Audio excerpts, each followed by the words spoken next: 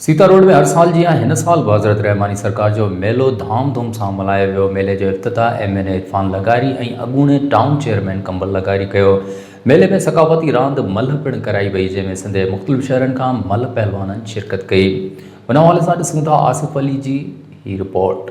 मां इहो अर्ज़ु कंदुसि, रहमानी साईं जो मेलो असांजे दादू ज़िले में वॾे में वॾो मेलो आहे ऐं वॾनि मेलनि में शुमार थो थिए। जीअं खैरनाथन शाह जो मेलो आहे ऐं रहमानी साईं जो मेलो हर साल लॻंदो हो। विच ते बदकिस्मती आहे असांजी, कोरोना जे सबब जे करे 2 साल मेलो न थियो आहे। माण्हुनि खे ॾाढी मेले जी ॿाड़ हुई, आस हुई त हीअ दरगाह ते लॻंदड़ मेलो जेको 2 साल न थियो, माण्हू मुंतज़िर हुया त ख़ुदा करे मेलो थिए। अलाह जी महिरबानी सां कोरोना जी वबा घटिजी वई आहे, कोरोना जी वबा घटिजी वई आहे ऐं मलाका वरी जारी सिंध जी पुराणी रांदि मल्ला, सिंध जी सकाफ़त मल्ल रांदि आहे।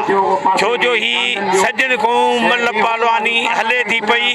जॾहिं मौला अली मुश्किल गुज़ा शेर ख़ुदा ऐं हज़रत हनीफ़ पाण में ॿिन्ही पीउ पुटनि जो मुक़ाबिलो थियो भुल में, जंहिंमें मुक़ाबिलो केरु बि कोन पियो खटे सघे।